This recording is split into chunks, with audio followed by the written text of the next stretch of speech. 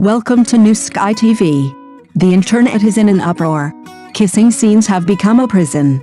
Yuxin and Wang Haozhen's Can't Take It trending topic is actually a precise hunt by the industrialization of short dramas. A trending topic of Can't Take It has completely ripped away the fig leaf of the short drama industry. On the surface, it's about the physical and emotional exhaustion of actors in high-density kissing scenes, but looking deeper, it's about the industrialization of short dramas encircling actors and domesticating the audience's aesthetics. Yuxin's smiling "Can't Take It" wasn't a coquettish remark, but a signal flare. It pointed not to a single kissing scene, but to an entire production logic domesticated by algorithms and traffic. Wang Haozhen being labeled a kissing scene maniac is no accident. On camera, every closeness of his is broken down into standard movements: atoms apple-bobbing, breath pausing, eyes wandering, and lips trembling slightly. The 0.5-second pause in the snowy night was repeatedly magnified. The bittersweet micro-expression brought out by the mint candy was sliced into countless short video clips, coupled with titles like "Oxygen-deprived acting in the pinnacle of kissing scenes," quickly creating an intrinsic climax. Before the story even began, emotions were already harvested. Before the plot progressed, expectations were already squeezed dry. Thus, business warfare and suspense became mere supporting elements, and character arcs were flattened into a high sugar point chart. Creative meetings no longer discussed character selection, but instead calculated which episode to give a strong stimulus and when to release a hot topic. On this assembly line, actors were required to continuously output the same chemical reaction: stable, replicable, and editable. Dedication was quantified by the number of takes, and effort was converted into a trending search index. The result was that the more serious one was, the more trapped one became. Holding an umbrella in the snow at -7 degrees Celsius on the set of Meteor Shower was not just romantic, but more like a physical test. Spin, get closer, freeze, and do it again. The frostbitten faces and repeated takes in behind-the-scenes footage are packaged as evidence of professionalism, but what is truly ignored is the psychological motivation the character should have at that moment. The more kissing scenes, the fewer characters, the closer the camera, the narrower the world. The audience is not innocent. We are trained for excitement and guided by editing pleasure. Algorithms know how to amplify moments, but they are not good at telling a complete story. Over time, patience is worn down, complexity is disliked, and restraint is misinterpreted as boredom. The essence of a good story is diluted by repeated precise hits. Therefore, the seemingly joking statement, "I want to play an ordinary person," sounds jarring yet real. It's not escapism, but an awakening. Actors yearn to step out of the preset stimulation and return to the breath of their characters. If the industry continues to treat kissing scenes as a universal key, what will ultimately be locked is not only the actor's right to choose, but also the audience's imagination of narrative. Trending topics will fade, and labels will change. But if short dramas don't shift from creating focal points to character development, today's unable to hold on will quickly become tomorrow's unable to continue acting. What truly needs to be ignited isn't the next kissing scene, but a reflection on the logic of creation. Only when the story takes center stage again will the camera loosen, the actors breathe, and the audience remember, we came for a good story. Thus, the real question surfaces: when an actor is infinitely compressed into a safe template, how much creative space is left? The cruelest aspect of the short drama industrialization isn't its pursuit of efficiency, but its use of efficiency to define value. In this system, characters are no longer flesh and blood individuals, but emotional triggers. Actors are no longer creators, but stable output sources. As long as kissing scene cuts can still garner millions of views, as long as CP, couple, hashtags can still trend on social media, whether the character is believable or complete can all be secondary.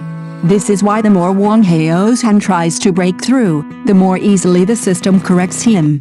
The moment he tries to reduce the density of intimate scenes and increase the psychological groundwork for the characters, the data immediately warns him with cold, hard curves: not satisfying enough, not fast enough, not easy to edit.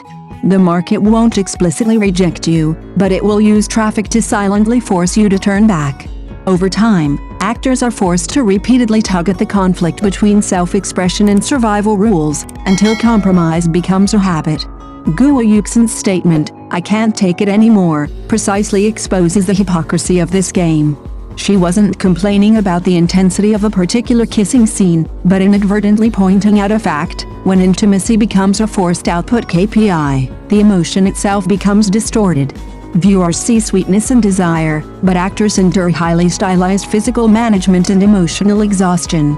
Off camera, there is no romance, only depletion. Even more dangerous is that this model is reshaping the audience's judgment standards.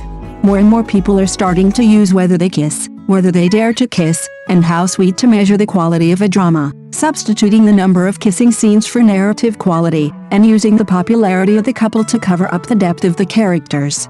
As aesthetic standards are constantly lowered, performances that truly require patience and empathy are squeezed out of the mainstream. Therefore, this is not just Wang Haozhen's predicament, but a structural crisis facing the entire acting community. When the market only rewards the most easily quantifiable stimuli, the most difficult to quantify talents are systematically ignored.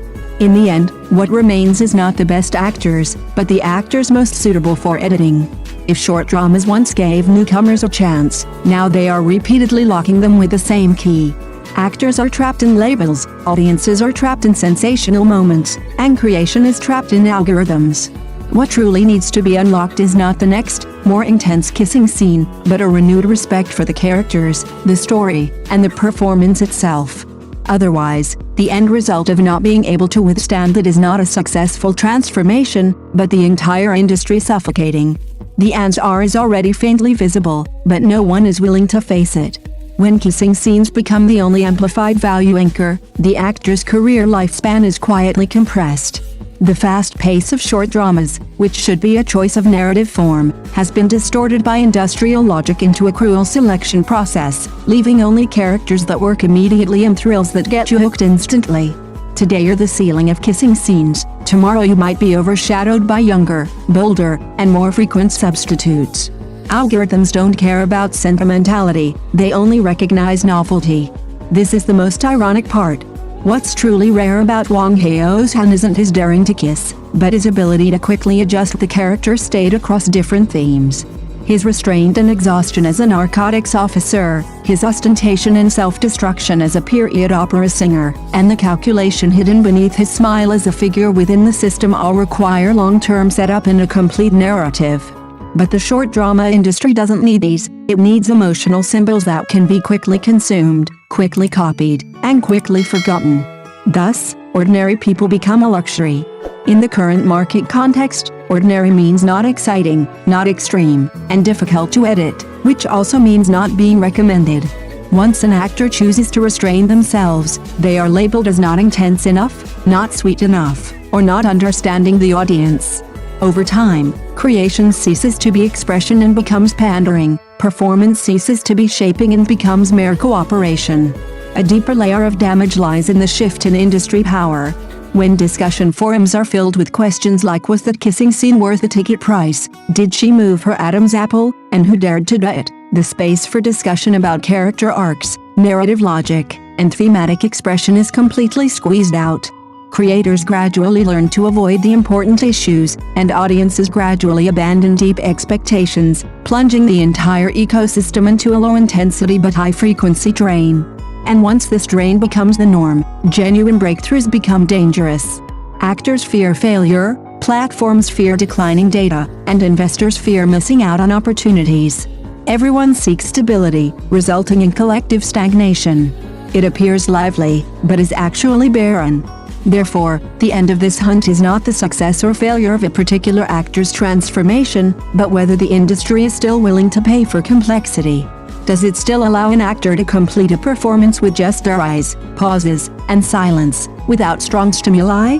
Does it still believe that audiences, besides experiencing a racing heart, also crave to be moved, understood, and retained? Thank you for watching the video. See you in the next video. Thank you.